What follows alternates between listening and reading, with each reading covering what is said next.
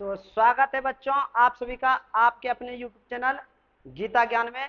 जैसा कि थंबनेल में देख चुके हैं, आज आप सभी को क्या पढ़ाने वाले हैं। हिंदी का जो है काव्य खंड का कविता चौथा लेकर के आए हैं, जिसका नाम है भारत माता। क्या नाम है? भारत माता। सॉरी, पांचवा कविता। कौन सा है? पांचवा कविता। तो इस कविता को अगर आप चाहते हैं कि पूरी तरह से समझने के लिए, तो मेरे साथ इस वीडियो में शुरू से अंत तक बने रहें। और साथ ही साथ इस चैप्टर को इतना बेहतरीन अंदाज में आपको पढ़ाएंगे कि आप कहीं भी फिर दोबारा आपका देखने का मन ही नहीं करेगा, क्योंकि पूरी तरह से इतना समझा देंगे ना कि आपके दिमाग में बैठ जाएंगे ये पूरा कविता ही। तो चलिए वीडियो को सबसे पहले बच्चों शेयर कर दीजिए। हम 1 मिनट के लिए रुक जाते हैं, सभी बच्चे शेयर कर दीजिए। जो बच्चे नए जुड़िएगा चैनल को सब्सक्राइब करिएगा।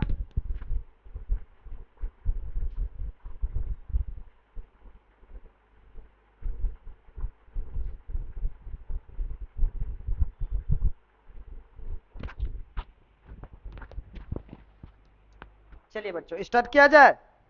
आज का कविता आपका क्या है?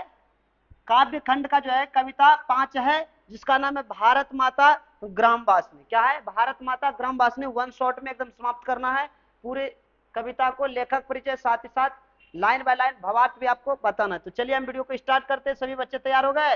तो चलिए देखते हैं। देखिए, सबसे पहले हम लेखक परिचय के बारे में जान लेते हैं, उसके बाद लाइन बाय लाइन, पंक्ति बाय पंक्ति जो है आप सभी बच्चों को जो है हिंदी भावार्थ बताएंगे। तो देखिए, सबसे पहले सुमित्रा नंदन पंत के बारे में जान लेते हैं, जिसने ये कविता लिखे। भारत माता ग्राम वासनी कविता जो लिखे हैं, भारत माता कविता, उनके लेखक कौन है? सुमित्रा नंदन पंत जी है। कौन है? सुमित्रा नंदन पंत है। अगर आपसे कोई ऑब्जेक्टिव में पूछ ले कि भारत माता के लेखक कौन है, तो आप क्या बताइए? सुमित्रा नंदन पंत। कौन? सुमित्रा नंदन पंत। तो चलिए सभी बच्चे देखिए ध्यान पूर्वक से। तो इस कविता के लेखक कौन है? सुमित्रा नंदन पंत जी है। कौन है? देखिए, सुमित्रा नंदन पंत। तो इनके बारे में बताने से पहले सभी बच्चे जो है ना, फिर से एक बार सभी बच्चों को कहना चाहते हैं, वीडियो को अभी तक शेयर नहीं किए हैं तो वीडियो को शेयर कर दीजिए। और जो बच्चे नए जुड़े हैं चैनल को सब्सक्राइब कर दीजिए।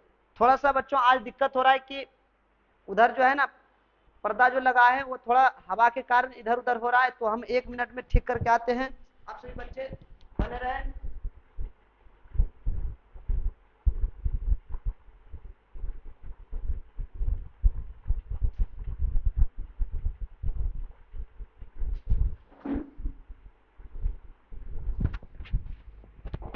चलिए देखिए स्टार्ट करते हैं।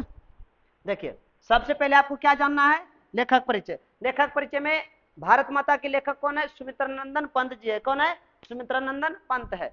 और इनके बारे में पहले हम जान लेते हैं, उसके बाद फिर कविता को देखेंगे। देखिए, सुमित्रा नंदन पंत का जन्म जो है 1900 ईस्वी में हुआ है। कब हुआ है? कमेंट में लिखिए कब हुआ है। 1900 ईस्वी में हुआ है। कहाँ हुआ है? कसौनी में। कहाँ हुआ है? कसौनी में हुआ है। कहाँ? कसौनी। कसौनी कहाँ पड़ता है? उत्तरांचल में। कहाँ पड़ता है? उत्तरांचल में। ये जो है ना कहाँ पड़ते हैं? उत्तरांचल में। उसके बाद देखिए, आपसे फिर क्या पूछे जाएंगे कि जिस समय इनका जन्म हुआ उनके कुछ ही समय बाद जो है ना इनकी मृत्यु हो गया। क्या हो गया? मृत्यु। देखिए कितने अभागे ये थे कि सुमित्रा नंदन पंत जन्म हुआ और 6 घंटे मात्र बाद ही उनका मृत्यु हो गया। ठीक है, किनका? इनकी माता जी का। सुमित्रा नंदन पंत जी के माता जी का मृत्यु कब हो गए? 6 घंटे के बाद ही। तो ऑब्जेक्टिव में पूछे जाएंगे, एक अपने पाठ्य पुस्तक के कवि का नाम बताइए जिनके जन्म के 6 घंटे बाद ही उनकी माता चल बसी। तो क्या बताइए? सुमित्रा नंदन पंत। इनका जन्म कब हुआ था? 1900 ईस्वी में। कहाँ हुआ था? कसौनी में। कसौनी कहाँ पड़ता है? उत्तरांचल में। उसके बाद जो है इन्होंने प्रारंभिक शिक्षा अपने गांव कसौनी से ही किए। साथ ही साथ इनके पिताजी जो है वहीं के जो है बैंक में एक टी स्टेट अकाउंटेंट थे। क्या थे? टी स्टेट बैंक के जो अकाउंटेंट थे। देखिए यहाँ पे लिखा भी गया है, कसौनी के ही टी स्टेट बैंक के क्या थे? अकाउंटेंट थे। तो ऑब्जेक्टिव में आपसे पूछे जाएंगे कि सुमित्रा नंदन पंत जी के पिताजी क्या थे, तो क्या बताइएगा? टी स्टेट बैंक के क्या थे? अकाउंटेंट थे। अकाउंटेंट मतलब पैसा जो है लेन देन जो करता है उन्हीं को कहते हैं। साथ ही साथ आपसे क्या पूछे जाएंगे कि इन्होंने प्राथमिक शिक्षा कहाँ से लिए? अपने गांव। गांव हम पहले ही बताए कहाँ है? कसौनी। कसौनी से हाई स्कूल की परीक्षा पास करने के लिए जो है ना ये बनारस चल गए। कहाँ चले गए? बनारस। कहाँ गए थे? बनारस गए थे। कहाँ गए थे? जल्दी से बताइए। बनारस चल गए थे। हाई स्कूल समझते हैं, मैट्रिक पास करने के लिए बनारस चले गए थे। कहाँ? बनारस गए। उसके बाद कुछ समय तक जो है ना कलांतर राज्य में भी रहते। उसके बाद जो है इन्होंने आगे की पढ़ाई के लिए जो है परमानेंट कहते हैं, ये बस गए कहां पर, इलाहाबाद में। कहां बस गए, इलाहाबाद चले गए और वहीं पर जो है अपना पूरा जीवन व्यतीत किए, आजीवन वहीं पर रह गए। तो आपसे पूछेंगे जो सुमित्रानंदन पंत जो है आजीवन कहां पर रहे, तो बताइएगा इलाहाबाद में। कहां पर, इलाहाबाद में रहे थे। साथ ही साथ आपसे के मतलब इन्हीं चैप्टर से क्या पूछे जाएंगे इनके बारे में, कि इनका मृत्यु जो है कब हुआ, 29 दिसंबर 1977 ईस्वी में इनका निधन हो गया। देखिए 1900 ईस्वी में जन्म हुआ और 77 मतलब 78 साल के आसपास ये जीवित रहे। ठीक है, कब मर गया, 77 में, 1900 में जन्म हुआ और 77 में मर गए। देखिए जहां जन्म हुआ था अल्मोड़ा था जिला, गांव का नाम था कसौनी, राज्य था कौन सा, उत्तरांचल। ठीक है, चलिए आगे बढ़े। देखिए उसके बाद जो है इनसे संबंधित क्या पूछे जाएंगे, ध्यान दीजिए। तो उसके बाद देखिए ये जो है ना जितने भी कविताएं लिखते थे, कविताएं बोलिए या काव्य बोलिए या फिर कहानियां बोलिए, सारे जो है ना उसमें जो है ना प्रकृति प्रेम, प्रकृति समझते हैं, इस वातावरण से संबंधित जो है पेड़ पौधे पशु पक्षियों जीव जंतुओं के बारे से में संबंधित लिखते थे। कौन, सुमित्रानंदन पंत जी। अपने पूरे कविताओं में जो है ना जीव जंतुओं के बारे में ही लिखते थे। साथ ही साथ कहते शिशु सुलभ और जिज्ञासा को जो है लेकर के प्रकट हुआ था। तो इस प्रकार से उसके बाद आपसे अगर पूछ ले सौंदर्य प्रेमी कवि कौन है, तो आप बताइएगा सुमित्रानंदन पंत। फिर से सुनिए हम क्या बोले, सौंदर्य के प्रेमी कवि कौन है, तो बोलिएगा सुमित्रानंदन पंत जी। प्रकृति के कवि कौन है, सुमित्रानंदन पंत बोल रहा है। साथ ही साथ अगर आपसे पूछ ले शिशु सुलभ कवि कौन है, सुमित्रानंदन पंत जी है। चलिए आगे बढ़ते हैं। पंत जी जो है ना, पंत जी के बारे में कहा जाता है ये छायावादी कवि थे। देखिए युग चलता था भारतेंदु युग को, भारतेंदु के समय में जो जन्म लिए कवि उनको कहा जाता भारतेंदु युग के कवि। उसी प्रकार से एक छायावादी युग भी चले थे, उसमें से एक कवि ये भी है सुमित्रानंदन पंत। तो आपसे ऑब्जेक्टिव में पूछे जाएंगे निम्न में से कौन से छायावादी कवि है, तो आपको बताना है सुमित्रानंदन पंत। यहाँ पे देखिए लिखा भी गया छायावादी कवि है। कैसा कवि है, छायावादी कवि है। साथ ही साथ आपसे पूछेंगे मानवतावादी कवि कौन है, सुमित्रानंदन पंत जी है। कौन है, सुमित्रानंदन पंत है मानवतावादी कवि। तो इस प्रकार से सारे ऑब्जेक्टिव क्लियर करते चलिए, बाद में रटने की झंझट नहीं रखिए, आगे बढ़िए। अब जो है इनसे संबंधित जो है कुछ रचनाओं के नाम पूछे जाते जो कि इंपॉर्टेंट होते हैं। जैसे में देखिए इनके कई सारे रचनाएं, इन्होंने कई सारे पुस्तक काव्य कविताएं नाटक निबंध सारे लिखे हैं। उनमें से देखिए यहाँ पर कुछ दिया गया है, जैसे उनके प्रमुख जो है ना कृतियां, कृतियां देखिए यहाँ पे कौन कौन सा है। पहला आपका है उच्चवास, पल्लव, वीणा, ग्रंथि, गुंजन, युगांत, युगवाणी, ये याद रखना है आपको। ग्राम्या, ग्राम्या याद रखिएगा कि ग्राम्या के लेखक कौन है, आप बोल दीजिएगा फटाक से कि जवाब आपका आना चाहिए क्या, सुमित्रानंदन पंत। कौन बोलना है, सुमित्रानंदन पंत। दूसरा आपसे पूछेंगे देखिए स्वर्ण धूल, स्वर्ण किरण, ये सब नहीं पूछेंगे, ये याद रखना है युगपत। क्या याद रखना है, युगपत। आपसे पूछेंगे युगपत के लेखक कौन है, सुमित्रानंदन पंत जी है। अगला देखिए ये याद रखना चिदम्बरा, चिदम्बरा पूछेंगे किनके लेख रचना है, तो आपको बताना सुमित्रानंदन पंत जी का है। किसका है, सुमित्रानंदन पंत जी का। कौन कौन सा हम बोले, पहला उच्चवास, दूसरा पल्लव, तीसरा कौन बोले ग्राम्या, चौथा याद रखना युगपत, पांचवा याद रखना चिदम्बरा। ये पांच आपको याद रखना है, ठीक है। इन पांचों के अलावा आपको नहीं भी याद रहेगा तो काम चल जाएंगे। तो ये सारे इनके प्रमुख रचनाएं हैं। आगे बढ़ते हैं, देखिए जैसे आगे देखिए क्या है। अब ये पांचों क्यों बोले, क्योंकि देखिए इन सारे चीजों पर कोई न कोई पुरस्कार इनको मिले और ये सारे किसी न किसी चीजों से संबंधित है। जैसे देखिए पहला हम यहाँ पे दिखाते हैं आपको, देखिए ध्यान दीजिएगा। ये प्रख्यात क्या थे, छायावादी कवि थे। यहाँ पे कहा था उनकी कविताओं के ग्राम देखिए संग्रह ग्राम्या से संकलित। ये जो कविता आज हम पढ़ेंगे ना भारत माता, ये कविता कहाँ से लिया गया है, ग्राम्या से। कहाँ से, ग्राम्या से। इसीलिए हम बोले ग्राम्या को आपको याद रखना, ठीक है। ऑब्जेक्टिव में पूछे जाएंगे कि भारत माता कहाँ से ली गई है, तो आप क्या बताइए, ग्राम्या से। कहाँ से, ग्राम्या से। उसके बाद फिर आपसे क्या पूछे जाएंगे, दूसरा देखिए यहाँ पे एक और पुरस्कार भी दिए गए जिनसे संबंधित, वो आपको दिखाते हैं। देखिए चिदम्बरा, कौन सा, चिदम्बरा पर जो है भारतीय ज्ञानपीठ पुरस्कार मिला है। तो ऑब्जेक्टिव में पूछेंगे कि सुमित्रा नंदन पंत को कौन से पुस्तक पर भारतीय ज्ञानपीठ पुरस्कार मिला है, तो आप क्या बताइएगा, चिदम्बरा। कौन सा, चिदम्बरा पर। उसके बाद देखिए सौंदर्य प्रेमी कवि कौन है, सुमित्रा नंदन पंत। तो ये सारे आपको याद रखने, ठीक है। चलिए आगे बढ़ते हैं। अब तो इधर कुछ पूछने लायक प्रश्न नहीं है, तो हम अब कविताओं की ओर बढ़ते हैं, ठीक है बच्चों। एक बार आपको रिपीट करवा देते हैं, एक बार क्या करवा देते हैं, रिपीट करवा देते हैं। चलिए मेरे साथ बोलिएगा, सुमित्रा नंदन पंत का जन्म कब हुआ है, 1900 ईस्वी। कब हुआ है, 1900 ईस्वी। कहाँ हुआ है, अल्मोड़ा जिले के कसौनी गांव के उत्तरांचल में, ठीक है। उसके बाद फिर पूछेंगे इनके पिता क्या थे, बैंक के अकाउंटेंट थे। किस बैंक के थे, टी स्टेट बैंक के। ये कहाँ थे, कसौनी में थे। उसके बाद फिर पूछेंगे इनकी माता का निधन कब हो गए, इनके जन्म के 6 घंटे बाद हो गए। उसके बाद फिर आपसे पूछेंगे इनकी प्रारंभिक शिक्षा कहाँ हुआ, गांव कसौनी में, गांव कसौनी में। उसके बाद फिर पूछेंगे हाई स्कूल की पढ़ाई के लिए कहाँ चले गए, आपको बताना है बनारस। कहाँ, बनारस। उसके बाद हाई स्कूल की पढ़ाई के बाद वे कहाँ चले गए, इलाहाबाद। बोलना, आजीवन वहीं पर रह गए। कहाँ पर, इलाहाबाद में। उसके बाद फिर आपसे पूछेंगे क्या कि इनका निधन कब हो गया, कब हुआ, 22 तारीख है, 29 दिसंबर है 1977। जन्म 19 में, 77 में मर गया, लगभग 78 पहुंच गया। महीने तो तारीख अंतिम था, तो कहिए 78 साल लगभग जीवित रहे। उसके बाद फिर पूछेंगे सौंदर्य प्रेमी कवि कौन है, सुमित्रा नंदन पंत। शिशु सुलभ कवि कौन है, सुमित्रा नंदन पंत। उसके बाद आपसे पूछेंगे प्रकृति प्रेमी कवि कौन है, सुमित्रा नंदन पंत। इस प्रकार से सारे बातों को आपको याद रखना है। साथ ही साथ आपसे क्या पूछेंगे कि ये किस युग के कवि है, छायावादी युग। कैसा कवि है, मानवतावादी कवि है। ये सारे बात याद रखना। उसके बाद फिर पूछेंगे इनसे संबंधित कुछ रचनाओं के नाम, जैसे पल्लव किनका है, युगपत किसका है, स्वर्णधूल किनका है, वीणा किनका है, उच्चवास किनका है, उसके बाद ग्राम्या किनका है, चिदम्बरा किनका है। तो ये सारे पूछे जाएंगे, गुंजन किनका है। तो ये सारे बात आप एकदम माइंड में सेट कर लीजिए, ताकि कहीं से पूछ ले। फिर पूछेंगे किस पर इनको भारतीय ज्ञानपीठ पुरस्कार मिला है, तो आपको बताना है चिदम्बरा पर। कौन से पुस्तक से भारत माता कविता ली गई, ग्राम्या से।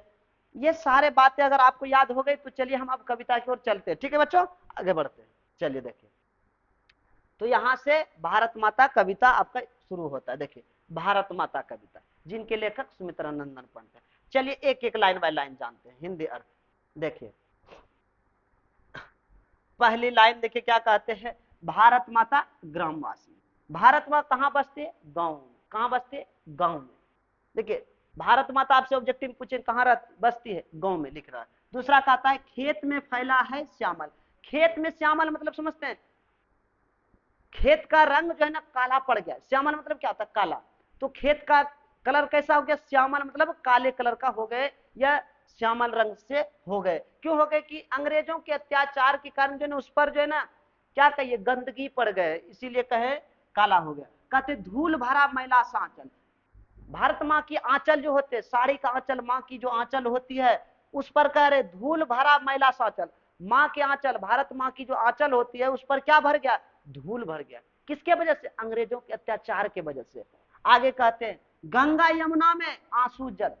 गंगा यमुना जो आप देख रहे हैं, या गंगा यमुना जो बह रही है, वह भारत माँ की आंसू का एक प्रतीक है। किसका, आंसू जो बह रही है, भारत माँ की आंसू ही गंगा यमुना का रूप ले ली है। यहाँ देखिए कह रहे गंगा यमुना में आंसू जल। गंगा यमुना में जो जल बह रहा हुआ भारत माँ की क्या है, आंसू है। आगे कहते मिट्टी की प्रतिमा उदासनी। कहती है मिट्टी की प्रतिमा, जिस तरह से देखिए भारत माँ जो है अपने देश में रह करके लगता है कि मिट्टी की मूर्त है। जैसे देखिए आप दुर्गा पूजा हो गया, दीपावली हो गया, छठ पूजा हो गया, या फिर कोई पूजा रहे, उसमें आप देखते हैं मूर्त बना कर लाते हैं मिट्टी का, कुछ नहीं बोलती है। ठीक उसी प्रकार से जो है ना ये मिट्टी की मूर्त है। किसकी मूर्त है, भारत में मिट्टी की मूर्त हो गई। अंग्रेज के कारण माँ का आंचल गंदा हो गया है, धूल भर गया है, खेत हरियाली नहीं दिखता है, वह काले पड़ गए हैं। फिर भी जो है ये माँ जो है ना उदास है, इन सारी चीजों को देख करके क्या है, उदास है, और मिट्टी के समान क्या है, मूर्त बनी हुई है। आगे देखिए क्या कहते हैं, यहाँ पे थोड़ा बच्चों लिखा गया है, ज्यादा हम लिखते हैं। देखिए यहाँ पे क्या है, दैन्य है। क्या है, दैन्य है। दैन्य जड़ित है। दैन्य जड़ित, दैन्य मतलब होता है दीनता, हीनता, और जड़ित मतलब होता है भूखे पेट। कहते अपलक नत चितवन, कहते हैं कि गरीबी, दीनता, हीनता के कारण और भूखे अपने पलक को, पलक समझती है, ये पलक जो होती है, पलक को बिना झपकाए, नत ये सर को जो है ना, सर को झुका करके जो है ना क्या है, एकदम दृष्टिमौन है और अंग्रेजों के सामने झुका हुआ है। भूखे पेट हैं, गरीबी है, दीनता है, हीनता है भरा हुआ, फिर भी जो है कुछ नहीं बोल पाते हैं। आगे कहते हैं अधरों में चीर नीरव रोदन, कहते हैं होठ, होठ अधर मतलब होता है होठ, ओठ होता है, ओठ में जो है ना चीर मतलब लंबे समय से, युग युग से, युग युग से जो है ना नीरव, नीरव मतलब आंसू बह रहे हैं लेकिन ओठ खुल नहीं रहे, रो रही है माँ, कौन, भारत माँ रो रही है, रो रही है लेकिन उसका ओठ खुलता नहीं है, मौन है। क्या है, मौन है। जैसे मौन व्रत रखते हैं ना तो मुंह से कुछ आवाज नहीं निकलते हैं, नहीं बोलते, ठीक उसी प्रकार अधरों में अंदर ही अंदर ओठ बंद रखे हैं और अंदर ही अंदर क्या कर रही, रो रही है। चीर मतलब लंबे समय से, युगों युगों से रो रही है। कैसे, युगों युगों से आंसू बहा रही है। आगे कहते हैं, देखिए यहाँ कह रहे युग युग के तम से विस्नन मन, कहते हैं युगों युगों से, 12 वर्ष का एक युग होते हैं, युगों युगों के तम से जो है ना, तम मतलब होता है अंधकार से, जो है विस्नन मन, कहते हैं ये युग युग के जो है ना सताए हुए हैं, कौन, ये भारत माँ, युगों युगों से भारत माँ जो है सताए हुए, भारत माँ नहीं, देखिए भारत की जो जनता है ना उस पर जो अत्याचार हो रहे हैं ना, उनको अपने पर लेकर के जो ना कभी बताए, भारत माँ की अपने पर लेकर के कह रही है कि युग युग के तम से, मतलब युग युग के ये अत्याचार और अंधकार के कारण जो है ना भारत माँ देखिए क्या कहते हैं, अपने ही घर में, किसमें, यहाँ पे देखिए कह रहे अपने ही घर में, वह अपने ही घर में क्या बने हुए, प्रवास में, कहते हैं उनके अत्याचारों के कारण जो है ना, युगों युगों से सताए जाने के कारण जो है ना, वह समझती है कि खुद के घर में हम प्रवासी बन गए। प्रवासी समझते, दूसरे देशों से आए हुए व्यक्ति को कहते प्रवासी।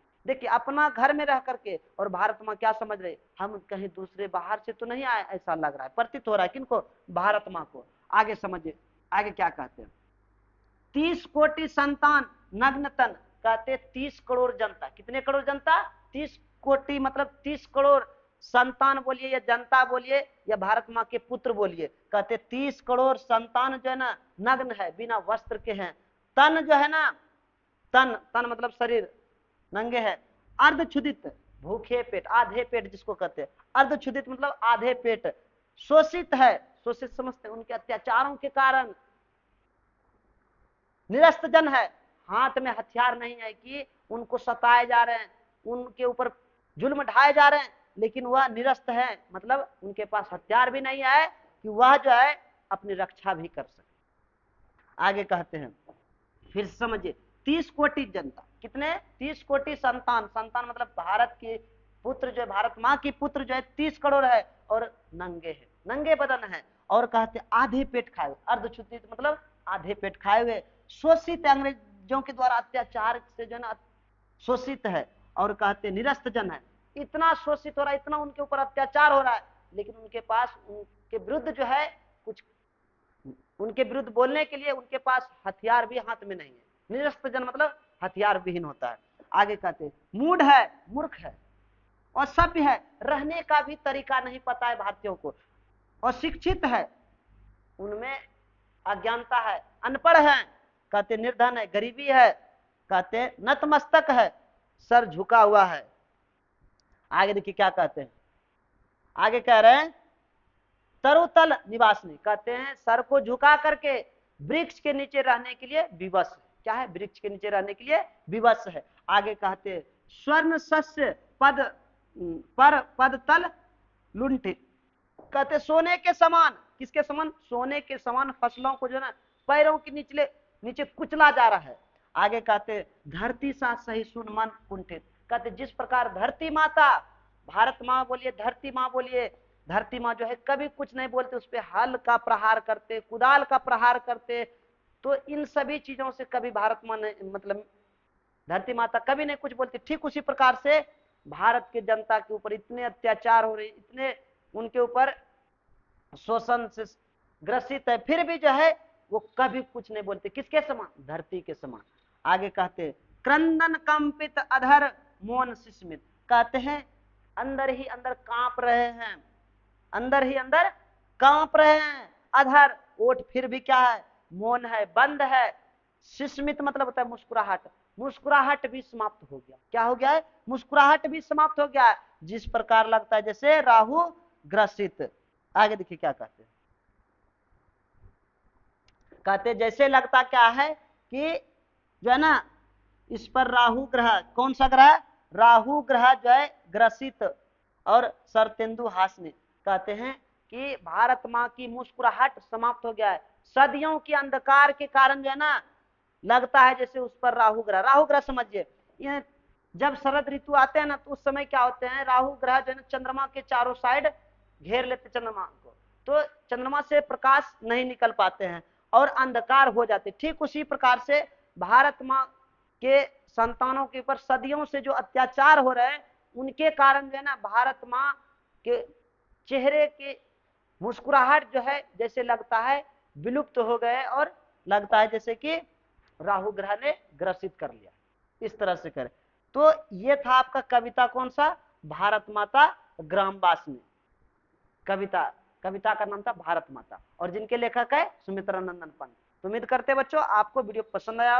अगर वीडियो पसंद आए तो सभी बच्चों को शेयर कर दीजिए और दबा के लाइक करके उसके बाद और नोटिफिकेशन को ऑन कर लीजिए सब्सक्राइब करके। तो चलिए नेक्स्ट वीडियो मिलते हैं, तब तक के लिए जय हिंद बच्चों।